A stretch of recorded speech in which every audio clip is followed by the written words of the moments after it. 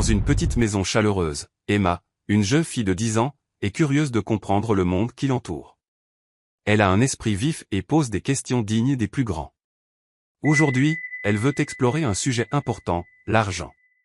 Son papa est là pour l'aider à découvrir comment on gagne, utilise et partage cet outil précieux. Beaucoup de parents, comme lui, prennent le temps d'enseigner ces bases essentielles à leurs enfants, car l'école ne leur apprend pas comment gérer l'argent ni comment l'acquérir dans la vie de tous les jours. Bonjour papa, c'est quoi l'argent? Bonne question, Célédriana. L'argent, c'est un outil que l'on utilise pour échanger des choses. Par exemple, tu te souviens quand on est allé acheter des livres la semaine dernière?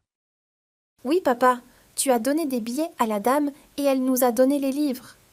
Exactement. Ces billets, c'était de l'argent.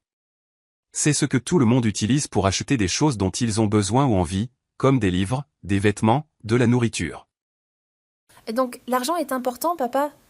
Oui, mais pas juste pour acheter des choses.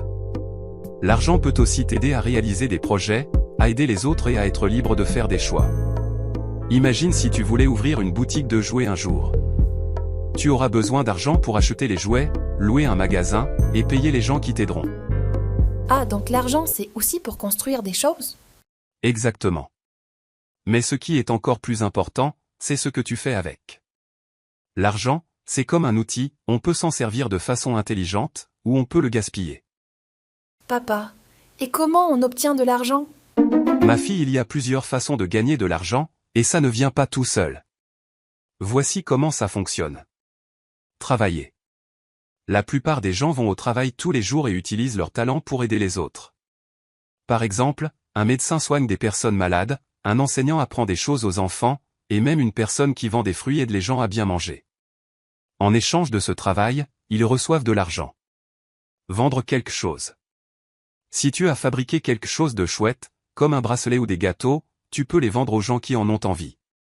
Comme ça, tu gagnes de l'argent pour ce que tu as créé. Partager tes affaires. Parfois, on peut aussi prêter quelque chose qu'on possède pour de l'argent. Par exemple, si quelqu'un a besoin d'un vélo pour la journée, tu peux le lui prêter et il te donne un peu d'argent en échange. C'est comme un prêt payant. Épargner et faire grandir l'argent.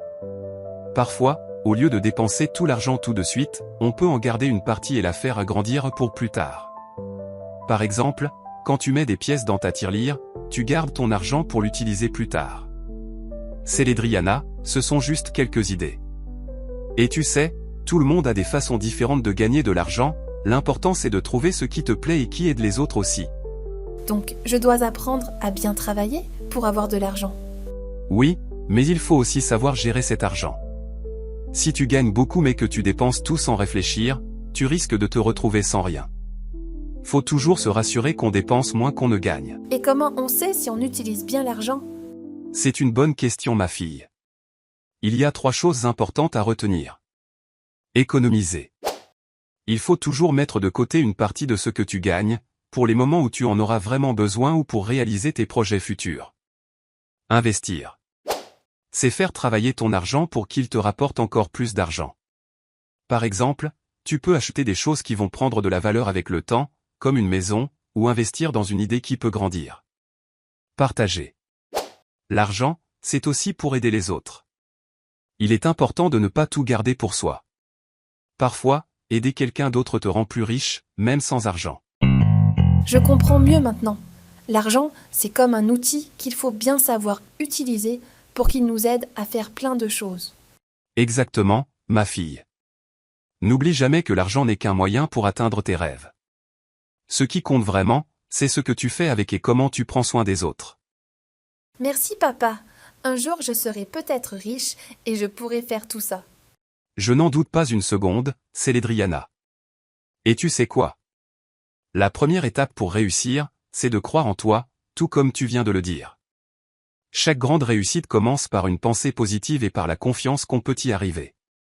Si tu crois que tu peux être riche ou que tu peux réussir à faire ce que tu veux, alors tu es déjà sur le bon chemin. Mais souviens-toi, ma fille, que les pensées et les mots que l'on dit sont très puissants. Quand tu te dis, par exemple, je suis intelligente ou je peux faire de grandes choses, tu envoies un message à ton esprit qui l'aide à te rendre plus forte et plus confiante chaque jour. Alors, Garde toujours en tête de belles pensées et dis-toi de bonnes choses à voix haute, même si c'est juste pour toi-même.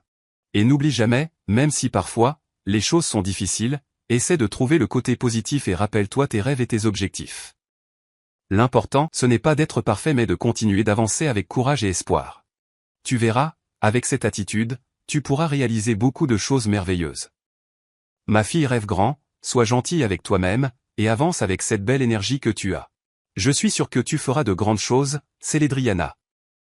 À la fin de cette belle conversation, Emma a appris que l'argent est bien plus qu'un simple billet ou une pièce. Son père lui a montré comment le gagner, comment l'épargner pour réaliser ses rêves, comment l'investir pour le faire grandir, et aussi l'importance de le partager pour aider les autres. Ce sont les premières bases de l'intelligence financière. À tous les parents, rappelez-vous que ces connaissances peuvent aider les enfants à développer une relation saine avec l'argent. En enseignant à nos enfants les bases de l'acquisition et de la gestion de l'argent, nous leur offrons des outils que l'école ne leur donnera pas et qui les aideront à être confiants et responsables. Et pour tous les enfants comme Emma, souvenez-vous que l'argent est un outil pour réaliser de grandes choses, mais que le plus important, c'est de grandir avec confiance et des pensées positives pour aller toujours plus loin.